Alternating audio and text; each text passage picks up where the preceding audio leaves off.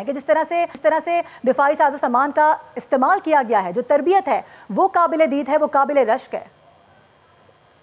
जी बिल्कुल। और अब तो उनके अलावा जो साबिक आर्मी चीफ हैं अभी जो गुजरे हैं मनोज नरवणे, उन्होंने कल कहा है ये जो हिस्टीरिया क्रिएट किया था मोदी ने, उसके हवाले से उनकी वीडियो इस वक्त सोशल मीडिया पे और इंटरनेशनल प्रेस भी उसको कवर कर रही है। वो कहते हैं war is not a romantic phenomena, it's not your Bollywood like movie, it's a yes. Serious business. तो मेरे ख्याल में उससे पता चलता है कि जो भारतीय फौज अभी जख्म चाट रही है उसकी रिफ्लेक्शन जो है वो इस वक्त नरवणे के बयान के अंदर है।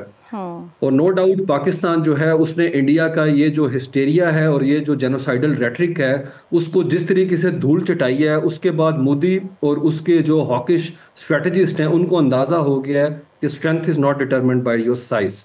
तो हमने नॉकआउट किया काइनेटिक वॉरफेयर के अंदर, उन्हें ऐसा पंच मारा है वो हमेशा फ्लैशबैक करेगा जब कभी दोबारा जो है ऐसी कोई हरकत करने की या हमाकत करने की उन्होंने कोशिश की।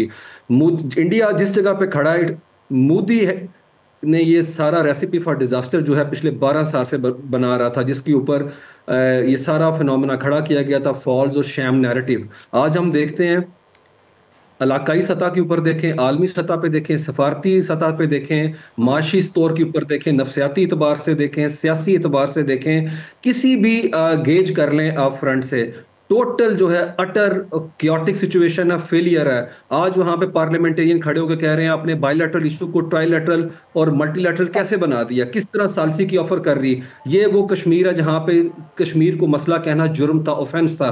आज डोनाल्ड ट्रंप ने उसे दोबारा से लाइमलाइट और सेंटर स्टेज में लाके खड़ा कर दिया हुआ है। तो मोदी टोटल एक बाउला हो गया और बुखला चुका हुआ है। इस हवाले से हम देखते हैं सफारती सतह के ऊपर वो उन्हें नहीं मिल सका जो कि उन्हें माइलेज चाहिए था और जो उन्हें बताया गया था। उसके अलावा हम देखते हैं जो वेस्ट की प्रॉक्सी टेक्नोलॉजी के हवाले से प्रॉक्सी वॉरफेयर है, उसके अंदर चाइना ने उसको जो है धूल चटा दी। उसके अलावा हम देखते हैं रीजनल हेजमनी का जो उनका ख्वाब था, उस दहलीज से पाकिस्तान उसे पीछे धकेल दिया है और इंटरनेशनल पावर स्पेक्ट्रम में पाकिस्तान खुद मिडिल पावर के तौर के ऊपर उभर के सामने आया। हमें इस मोमेंट को कैपिटलाइज करना चाहिए और इस मोमेंटम को हर सूरत में स्केल अप करने की जरूरत।